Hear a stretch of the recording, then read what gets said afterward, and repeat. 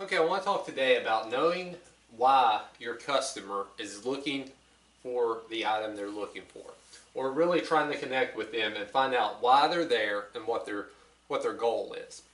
So know the why for your customer. I have several different things up here, and these are just different ways that I've saw associates interact with customers in the past. Some different ways, and I want to show you a little bit of progression through them. The first one is normal. It's kind of the way that most businesses let their employees approach their customers. And that's, what can I help you with? What can I help you find? Or what can I help you get? What are you looking for? And I think a lot of that comes from, I put it down at the bottom down here, is what's the problem? Because you go to a doctor and a doctor asks you, what's your problem? Like, what's the problem with whatever it may be? And there isn't a why asked. The doctor doesn't ask you why you're there. He asks what the problem is. And it's a totally different scenario, but I think that everyone in business begins looking at it in the same way, that they're trying to solve a problem. A doctor is trying to solve a problem. He knows you're sick or injured. He knows the why. You're there to get help. And he knows it's because of illness or injury. So it's easy for a doctor to ask, what's the problem? So that they can start diagnosing what needs to happen in order to fix it. It's a lot different scenario than going into a store looking for an item and not knowing what solution you are looking for. Kind of think of it like a doctor already has set recommendations because each problem gets its own solution. So all it is plugging in the solution for the problem. It's kind of like math. But customers who are shopping for a solution, they don't know what the solution might be. So you can't just plug in an answer to that problem. So 2 plus 2 isn't going to equal 4 the same way it would for a doctor. It's going to be a different solution to their problem. So that's why doctors can ask something like, what's the problem? That's also why everyone normally gets into the habit of asking, what can I help you with? What can I help you find? Or what can I help you get? What solution can I give you? That's great if the customer knows all of your products, knows all of your solutions and everything you offer. But in today's environment, that's not the case. There are so many different versions, so many different solutions, and so many different things that you can offer a customer. So let's look at a better way that we can do that. So we're going to look at a better way. Instead of what can I help you find, who are you shopping for? So if you're approaching customers in your business, your store, your company, asking who are you shopping for is going to take that question a step further because it's a more open-ended question. When you talk about sales, you look for open-ended questions. So, what can I help you with is more of an open-ended question than do you need help with anything? You get a yes or no there. At least what is a open-ended question. But you'll find that you normally get nothing, I'm okay. If you ask who are you shopping for today, it should lead to an answer. Now it might be I'm in here shopping for myself, but a lot of times it's going to be for another person. Once you get that, you can start digging deeper. What do they like? How old are they? What are their interests? The same if you get, I'm in here shopping for me today, you can ask, well, what are your interests? What are things, what features are you looking for? And then you can ask the what, but the first step should be who. The thing is, everyone just assumes that they're there shopping for them. And even if they are, you still want to know more about them. So ask about the who in order to get more information.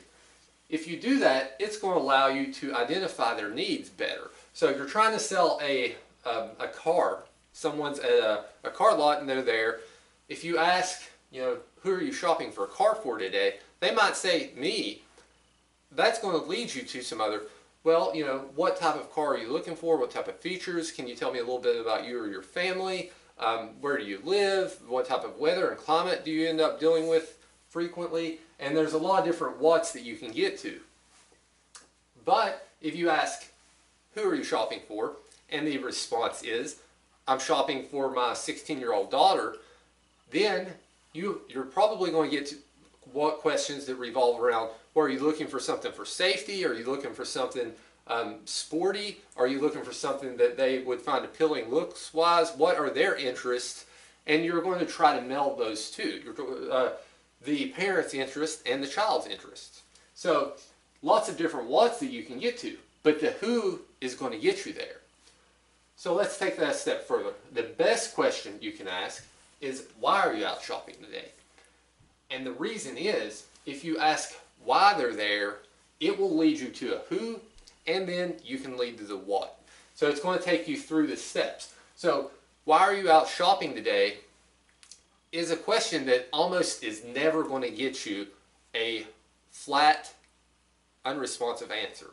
If you ask why, you're not going to get nothing. You're not going to get, I don't need anything. You're not going to get any of the what questions. You know, if you ask, what can I help you find? Nothing. Why are you out? You're not going to get nothing as a response from that. If the response is, well, I'm just looking, it's like, well, who are you looking for? So you get to ask the who question. It's a different step. So you're moving from, why are you out today? Well, I'm just looking. Well, who are you looking for? Then you can find, well, I'm just looking for myself. Then you can ask your what. Now, you might get shut down on all of them, but this is a lot better starting question.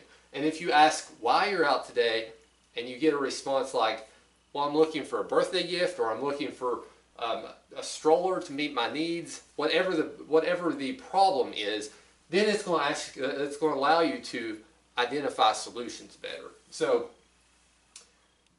going back to our car situation, why are you out shopping today? You know, why are you out looking at cars today? If you ask that why, then it's going to lead you to, well, I'm out looking for a car to buy my 16-year-old daughter. Or I'm out looking for a four-wheel drive vehicle because I've moved to an area that has more snow, or maybe I live on a hill now. Maybe they're looking for something because their family grew. They're looking for a bigger vehicle like a van or an SUV, and they had something else before. Maybe they saw a new commercial that's more appealing. There's a lot more reasons of why they're there that can lead you to the other questions. Another scenario, let's say we're shopping. We've talked about a lady looking for a stroller before. Why are you out shopping today? If they're there looking for a stroller, the response is going to be, I'm looking for a stroller. Then you can ask, why are you looking for a stroller? You can ask, who are you looking for a stroller for? And if either of those are still going to give you better questions than what type of stroller are you looking for? Because you're probably going to get, I don't know. But if you ask, why are you out looking for a stroller? You might get, well, mine is too heavy. I need something more easily transportable.